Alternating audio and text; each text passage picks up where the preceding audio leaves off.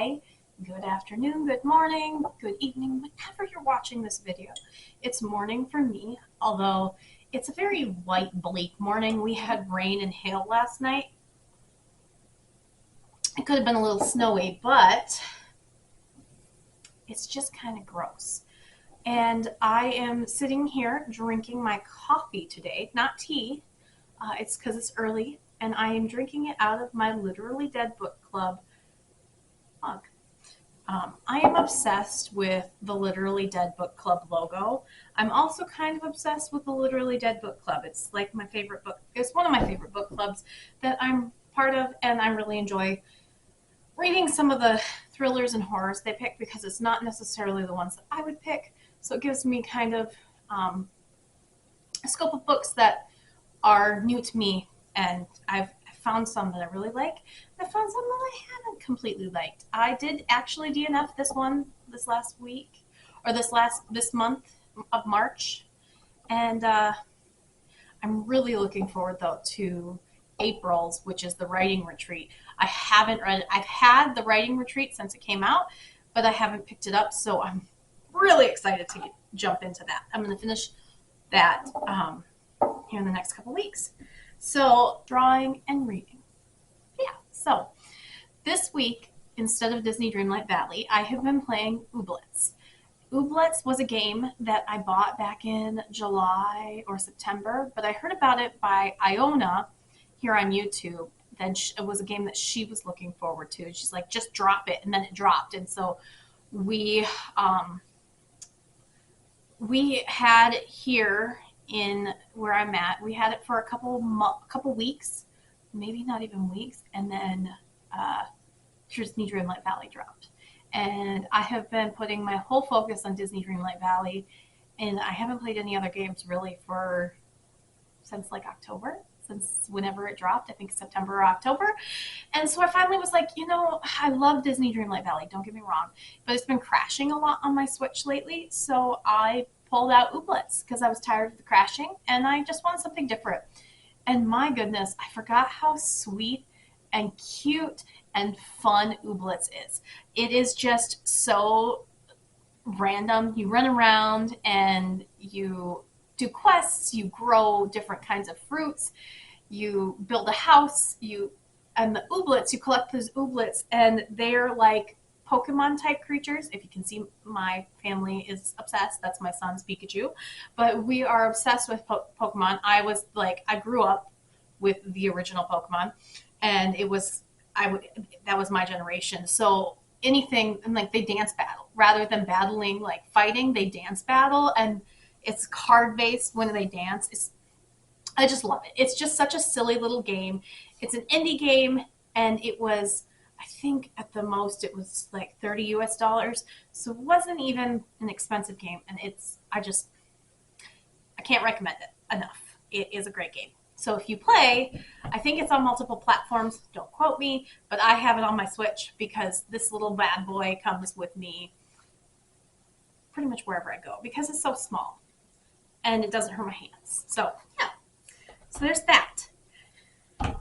What I'm drawing this week. So I don't know how to kind of explain how the week has been.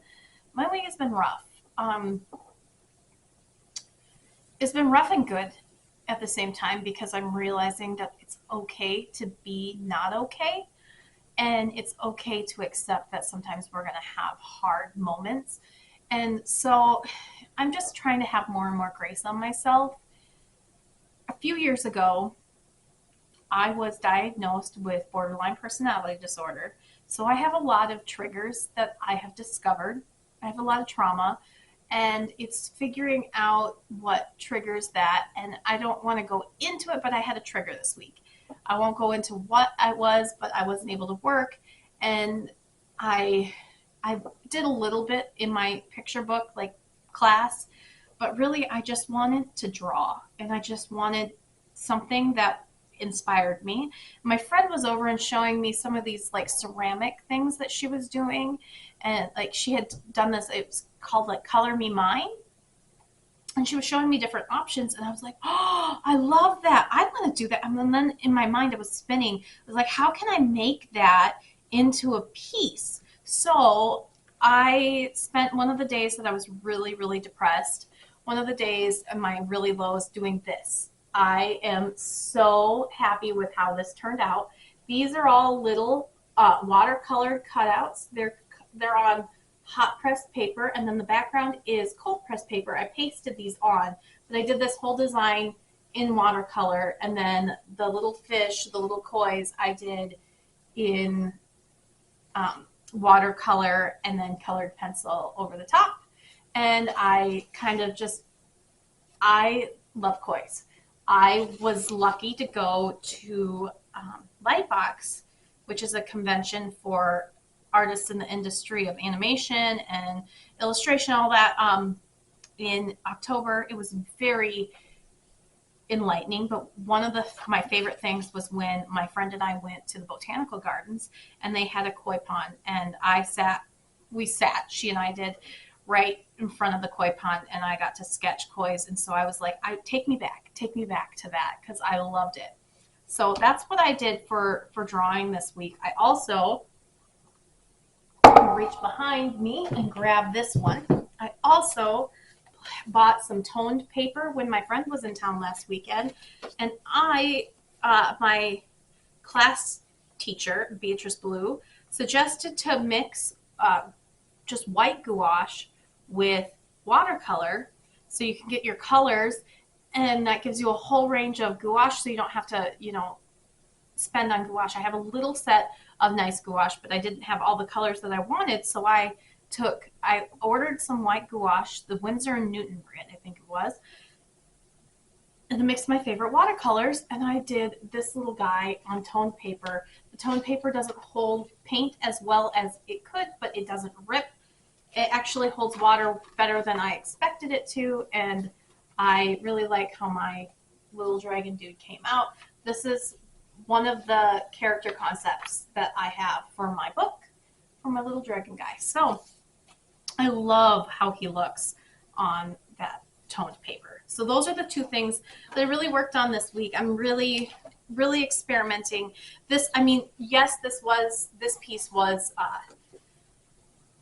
cathartic for me, but it was also like, oh, I could do a whole book in watercolor and cutouts. So yeah, that's what I was doing for drawing this week.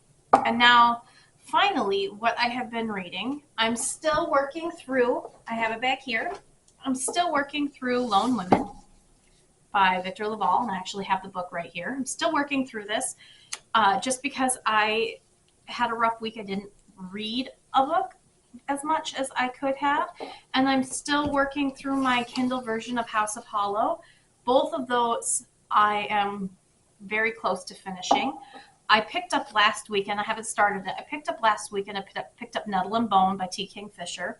It's one I've been wanting to read forever. I need something, I don't know, I just need more fantasy to get out of my head, because it's been so hard.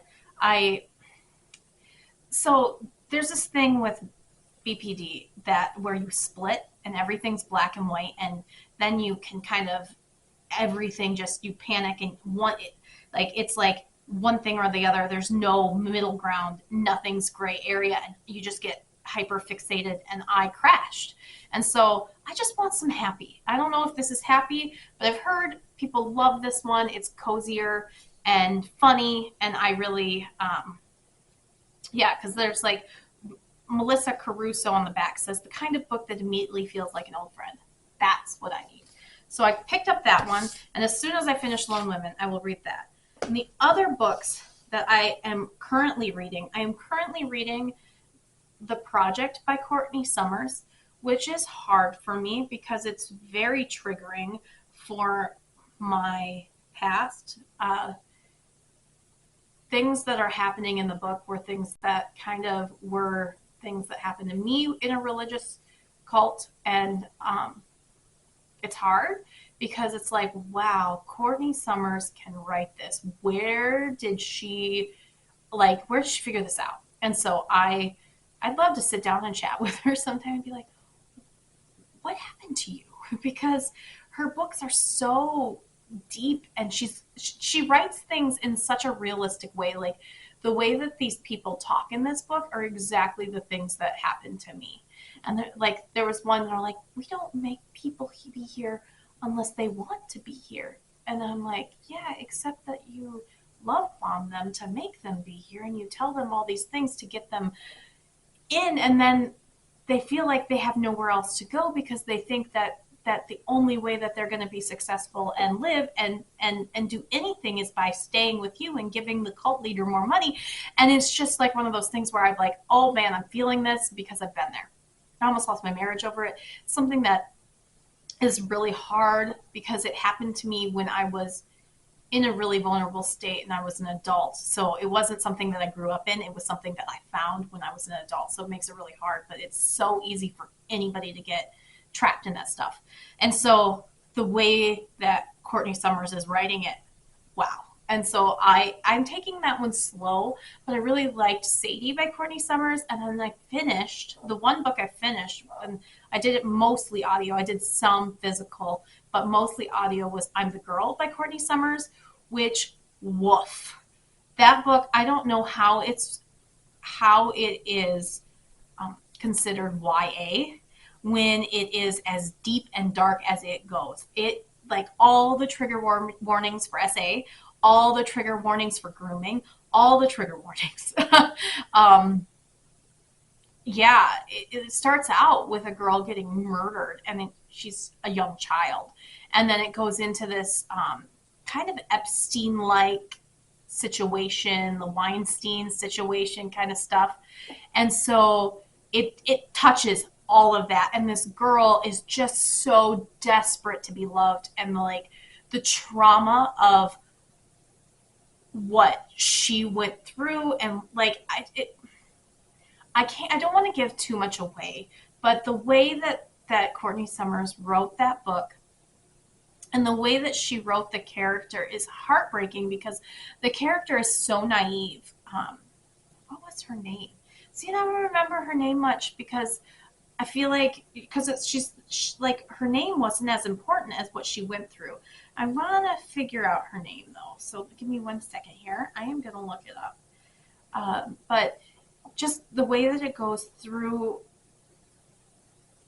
she wants to be part of this, and you know, she lost her mother, and that's something that like you learn right away, and just her whole life is so sad. Georgia. So George Abe, but she goes by Georgia. That's right. I remember the other character Nora a little bit, like name wise. But if you can handle all the darkness of the book, I think the book has something really interesting to say. And the one thing that I really appreciate about Courtney Summers is that she's not afraid to go there. She's not afraid to write things that are hard and write things that are relevant and important, because I think that we don't talk about this stuff as much as we should. Um, and if we did talk, maybe people wouldn't experience some of these things like that I have in my life, and that these girls feel that they need to go through. So it's one of those things that I struggle with, but I think it's important for the human experience to understand that these things, like, it's not unrealistic. This is so realistic, and that's what's really scary. Like, I know some people. I'm pretty sure that the project is very what's the word? I think it's very, like, it's not as successful as Sadie was, and people don't like it as much, but it's what I'm reading, it's very realistic to what actually can happen to a person, because it happened to me. And so, like, and I was an adult. I wasn't 16 or 14 or 15 or whatever the character is, but it's just an interesting conversation to have.